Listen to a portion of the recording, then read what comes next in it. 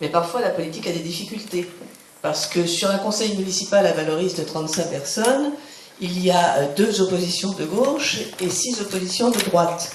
Alors même s'il y a des votes qui interviennent avec effectivement un vote, tout le monde est d'accord dans l'opposition, de toute façon la décision passera. Parce qu'il y a 26 personnes qui effectivement votent pour.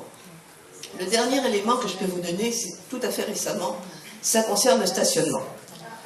Pour le stationnement, on a trouvé que c'était inadmissible qu'on se retrouve dans une situation comme ça. D'ailleurs, il y a un collectif qui s'est créé.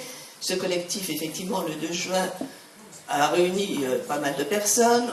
Le collectif a continué à faire des réunions auxquelles, effectivement, les citoyens sont venus. On a écrit à monsieur le maire depuis le 2 juin.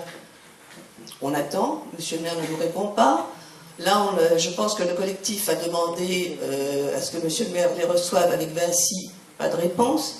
Or, nous sommes toujours intervenus dans le conseil municipal contre cette histoire de stationnement, qui effectivement est inadmissible. On a engagé la ville, la commune, pour 30 ans. C'est quoi? Enfin, il faut être sérieux quand même. Un mandat de maire, ça dure 6 ans, et on prend un engagement de 30 ans. Il y a un problème quelque part. En plus, on n'a pas tenu compte absolument des personnes âgées qui ont des difficultés. Il y a le dimanche, les parkings sur voirie sont payantes toute la journée, quoi qu'on en dise. Alors, je veux dire, il y a un problème. On vous donne généreusement la gratuité entre 12h30 et 2h. Les gens doivent manger avec un lance-pierre, hein, parce que le temps de garer sa voiture, d'aller retrouver les copains, etc., il ne s'agit pas de rigoler.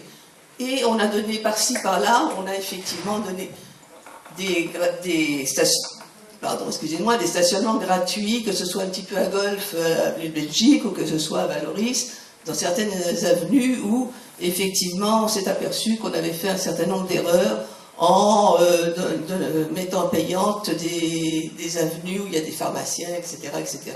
Donc, nous avons dénoncé tout cela en conseil municipal, que ça concerne le Château Robert, on l'a dénoncé aussi. Les modifications du plus simplifié, on les a dénoncées, mais bon, 8 voix ou 6 ou 2 voix contre les décisions de 26 conseillers municipaux, ça passe pour du beurre. Donc il y a un problème de démocratie qui, effectivement, les citoyens doivent s'impliquer plus que ça, doivent contacter les élus, qui les écoutent, qui sont pas à intervenir, mais dans le cadre du conseil municipal, les décisions sont prises par les politiques trop fort. Voilà.